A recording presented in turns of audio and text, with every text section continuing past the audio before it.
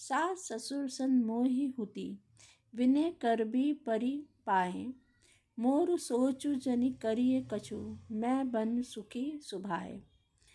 अतः सास और ससुर के पांव पकड़कर मेरी ओर से विनती कीजिएगा कि वे मेरा कुछ भी सोच ना करें। मैं वन में स्वभाव से ही सुखी हूँ।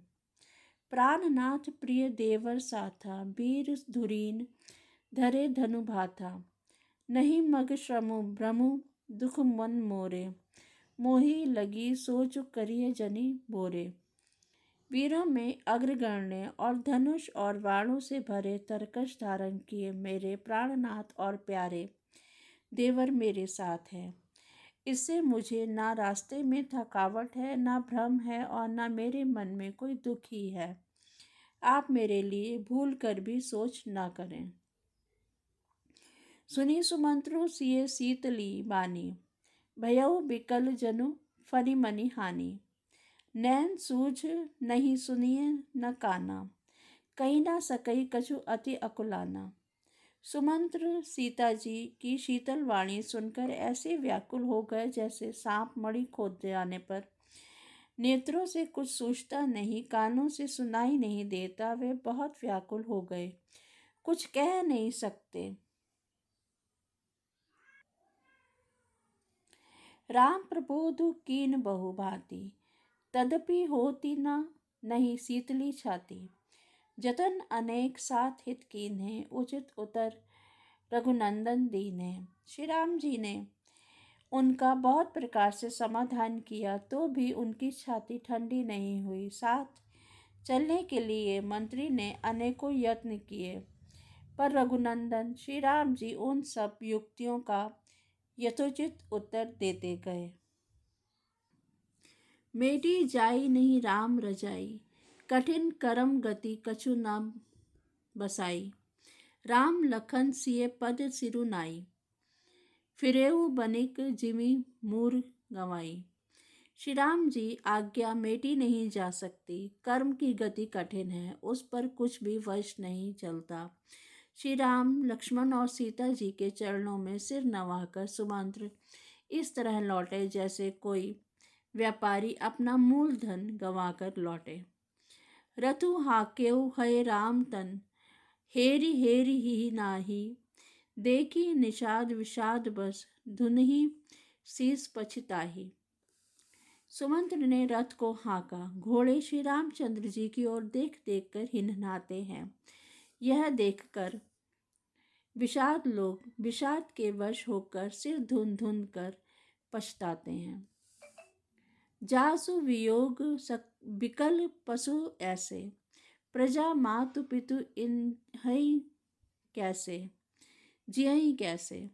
बरबस राम सुमंत्रु पठाए, सुरसरी तीर आपु तब आए।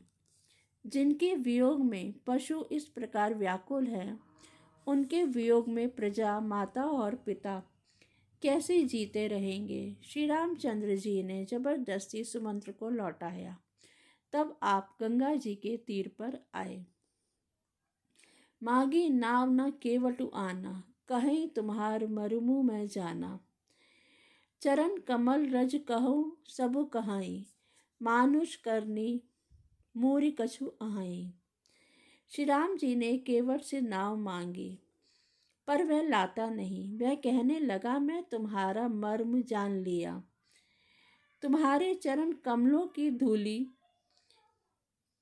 के लिए सब लोग कहते हैं कि वह मनुष्य बना देने वाली कोई जड़ी है। छुअत सिला भई नारी सुहाई, पाहन ते ना काठ कठिनाई। तरनियु मुनि घरिनी होई जाई, बाट परई मोरी नाव उड़ाई। जिसके छूते ही पत्थर की शिला सुंदरी स्त्री हो गई। मेरी नाव तो काठ की है, काठ पत्थर से कठोर तो होता नहीं। मेरी नाव भी मुनि की स्त्री हो जाएगी और इस प्रकार मेरी नाव उड़ जाएगी। मैं लुट जाऊंगा अथवा रास्ता रुक जाएगा, जिससे आप पार ना हो सकेंगे और मेरी रोजी मारी जाएगी। मेरी कमाने खाने की राह भी मारी जाएगी। एही प्रतिपालहु सब परिवारु, नहीं जानऊ कछु और कबारू। जो प्रभु पार अवसी गाव चहऊँ, मोहि पद पदुम पखारन कहूँ। मैं तो इसी नाव से सारे परिवार का पालन पोषण करता हूँ, दूसरा कोई धंधा नहीं जानता। प्रभु, यदि तुम अवश्य ही पार जाना चाहते हो तो मुझे पहले अपने चरण कमल पखारने धो लेने के लिए कह दो। पद कमल धोई चढ़ाई नाव, न नाथ उतारई चाहो। मोहि राम राउरी आन, दशरथ शपथ सब साची कहाओ। बरु तीर मारहु लखनऊ पे, जब लगी न पाए पखारी हो। तब लगी न तुलसीदास नाथ, कृपाल पारु उतारी हो। हे नाथ, मैं चरण कमल धोकर आप लोगों को नाव पर चढ़ा लूँगा। मैं आपसे कुछ उतराई नहीं चाहता। हे राम, मुझे आपकी दुहाई और दशरथ जी की सौगंध है, मैं सब सच सच कहता हूँ।